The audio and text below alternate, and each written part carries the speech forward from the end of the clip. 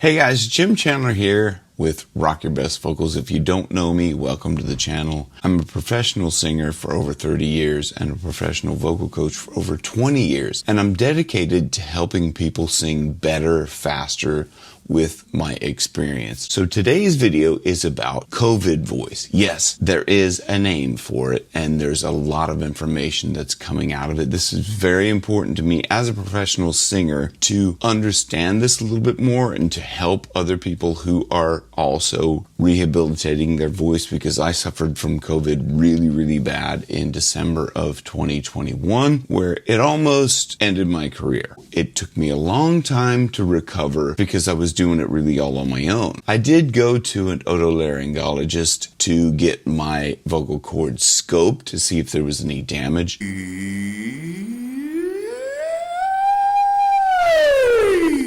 Okay, great. Well, he gave me the okay, but it left me with so many questions that he didn't know. He didn't even tell me that there was such a thing called COVID voice. I don't think he knew. He sent me on my way saying, yeah, you'll probably recover. You know, like there's nothing wrong with your vocal cords other than they are thickened, probably from singing so many years of rock and all this sort of stuff. It left me very disappointed. That is really why I started digging into all of this information so I could try to help anyone else who's trying to recover. I put together some slides to kind of take you through this. So in this video, we're going to go into a little bit of detail in terms of what COVID voice is and how it can affect your voice and things like that. But most importantly, how you might be able to recover your voice from COVID. And I'm here to tell you that there is hope, because I've been able to recover my voice. And what I've found in my research is that most people can recover their voice. So let's just have a look at this now, okay? So number one, I have to put together a disclaimer. This is not medical advice, just my kind of review of what I put into practice in my voice that helped me to be able to recover my voice. What is COVID voice? And what can we do about it? So COVID voice, the definition is a term linking hoarseness as a symptom of having COVID. This is becoming more widespread and prevalent as more people become aware of COVID as a reason for the change in their voice. There are a lot of papers already on this, and there's more and more coming out all the time as more people start to talk about how COVID has changed their voice. The symptoms are noticeable change to the voice, as in hoarseness, lowered speaking pitch, fatigue, loss of range, loss of power, and it just feels different. You might even notice yourself that you can't get the same sounds that you might have before. It just feels different. There's something right. It just doesn't perform the way it did before COVID. And that's something I've found myself when I go to try and use that muscle memory to hit a certain note or to sing a certain way or like a certain song. It doesn't feel the same way that it did before COVID. The COVID virus attacks the respiratory function, resulting in cough, an impact to breathing, fatigue, and some neurological effects. And the cause of that is really inflammation. That's really the cause of all diseases. Inflammation just means swelling and irritation. So anything that can cause inflammation is going to cause that swelling and that irritation. And there are some dietary things that cause inflammation. There's a lot of other things that cause inflammation that we'll get into a little bit later. The recovery, this is my story, what worked for me. And again, let me just stress that I am not a doctor, so none of this is to be taken as medical advice. If you have any questions, please seek the advice of qualified medical personnel. So number one, I had to address my lung capacity because my lung capacity was severely hampered. That was down to probably like 5% breathing capacity. Going up a flight of stairs actually even winded me. I realized I had to kind of gain that lung capacity back. I started deep breathing. Every morning, 3 times a day, I would hold my breath for as long as I could. And I did some of the Wim Hof method. These are likely to trigger you to cough if you're breathing deeper into your lungs than you're kind of normally used to. It can trigger a little bit of a cough, and you just have to be aware of that and try not to cough, because the coughing thing is probably what's done the most damage to your voice. Second thing was I went and got a nebulizer. I started doing steam before that. I thought this is great, but I wanted to have something that was more convenient, and I'm going to put a link in the description to the one that I use. And then the third thing that I did was I started exercising, because I realized I had to get that lung capacity back. I had to get back in some shape. So I started doing some light cardio. Key thing is don't overdo it, because what I was doing myself was I was tending to overdo it, and then that would hamper my immune system, led me to be more susceptible to getting another cold every time like I went outside the house, or if I did a gig or something like that. So then the second thing that I did was to strengthen the muscles that had become atrophied for not singing professionally for over 2 years, because we were on lockdown and we couldn't actually get out and perform. So this is probably one of the biggest errors that I made. I did not keep my voice in shape with regular daily practice over those 2 years. Being a professional singer, I just thought, okay, well, when I go back to sing, I'll have my voice. It did work when I first went back, but after having COVID and I was unable to sing or do anything really for like 6 weeks, but I couldn't do anything. I was just so tired that when I went back to sing, the muscles just weren't there. So in order to strengthen, I started working on some diaphragmatic exercises. So a lot of vocal coaches will tell you to breathe, into your stomach. I started looking into this a little bit more, and there was a lot of argument for sucking your stomach in around where your navel is and breathing into your lower back. So if you try this, you kind of lean forward if you're sitting in a chair or something like that, and breathe as deeply as possible, and you will feel, if you put your hands back here even, you can feel that in your lower back. The reason why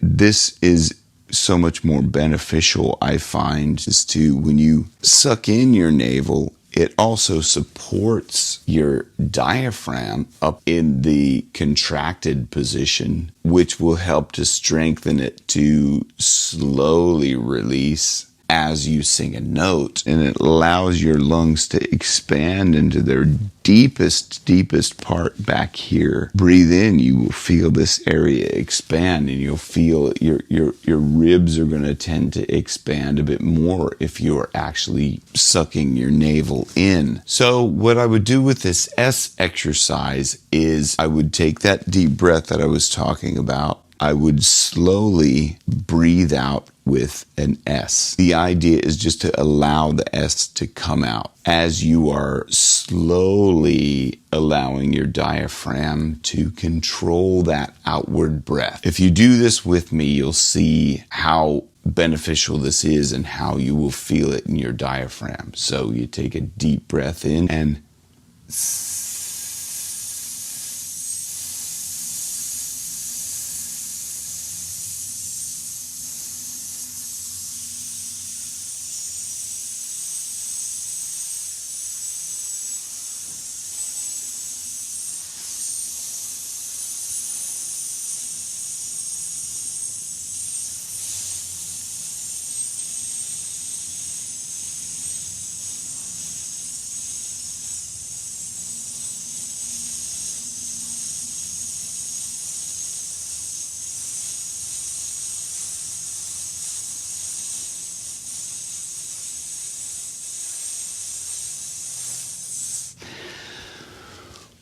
if you keep your ribs expanded for as long as possible, that will help you to also slow that release of the S's. So the next exercises I would do is a dog sniff / pant.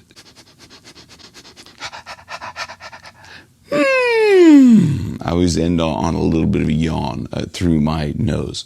And what this is doing is it's strengthening that reaction of your diaphragm to be able to move really quickly. So when you're breathing in and exhaling, when you're singing, that diaphragm is able to move quickly. The third thing is something that I am trying to practice a little bit more because I'm generally kind of a lazy talker. I don't engage my abdomen enough, and that can lend to a hoarse voice. Try to do some laugh, and it doesn't really matter what note you choose when you go to do this.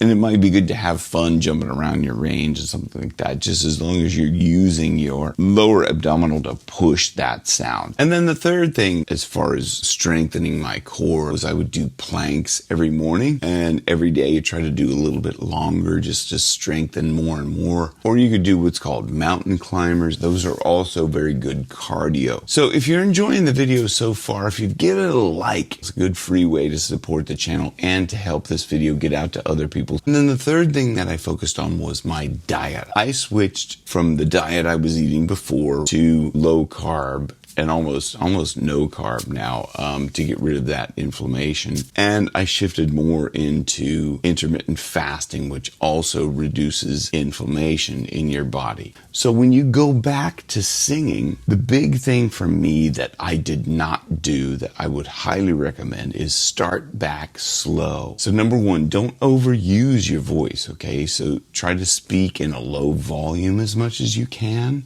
which something I didn't do because I'd be talking loudly on my Zoom conversations with clients. And also I went back to gigging probably before I really should have. Focus on your support when you're speaking. So the effort comes from your abdominal muscles instead of your larynx. Avoid throat clearing. This is something that was really impacting me because I felt like I was having a lot of mucus still. So I was going like that, which is really damaging to you're forcing your vocal cords together. And then the other thing that impacted me a lot was no shouting. So when I'm walking my dog, he'll go up and just start eating something out of the side of the path or something, and I'm like, what is that? So I'm yelling at her like, no, no, no, no. And that impacted me a lot. Start out practicing slowly, but practice every single day, because the more you practice every single day, you're going to keep all of the muscles engaged instead of practice once a week and then you go back to it's almost like you're starting from scratch again. Lip trills, sirens, a lot of SOVT stuff.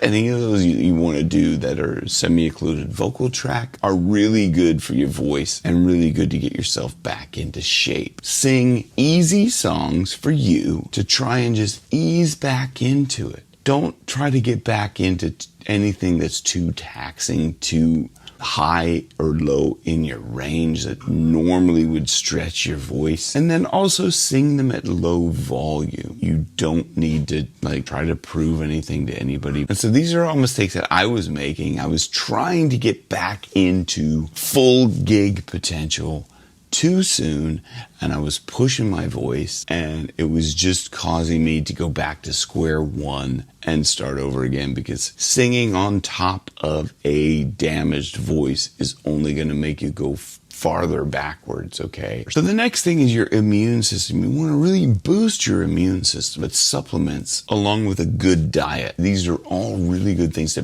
boost your immune system. Next thing is stay hydrated. I can't overemphasize that enough. So don't overdo exercise or alcohol. Those things are both going to really impact your immune system. So the next thing is nasal spray. And I'm not recommending any of the medicinal ones because those can actually make things worse if you overuse them. So what I use is a saline solution. And then if I feel a cold coming on, I will start consuming echinacea. And also one new thing that I found was oil of oregano, which seemed to really nip a cold in the bud for me the moment I feel a cold coming on. And then the last thing is to stay in shape. Once you get back into shape, just commit to a daily regime of some physical exercise, either do yoga, walking. I get out and walk this thing a couple of times a day. Commit to a daily practice regime for your voice.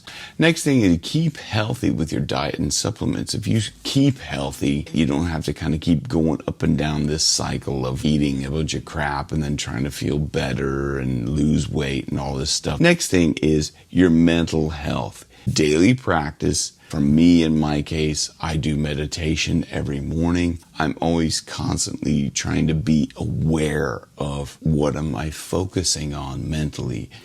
Do I feel down today? Well, then what am I focusing on? It's that awareness of your mental health on a daily basis. Next thing is be open to learning new vocal techniques and exercises, okay? This is something that I had to be very open to, was because when I was trying to recover my voice from COVID, there was a lot of different videos that I was consuming to try and figure out what was wrong with my voice. The main thing for me was getting that support back together, my lungs and my support. And the last thing is trust in your own ability. If you were a good singer before COVID, trust that you have a good voice, and don't get too bogged down in learning so much stuff that you get obsessed and you start to question your own ability. Okay, so that's everything that helped me recover my voice from COVID. As I said, I'm still getting there. I'm still trying to get back up to 100% the way I was before. I'm quite happy with my recovery. So hopefully this video has helped you. Thank you very much for watching all the way to the end. If you give it a like, it will help it to get out to other people.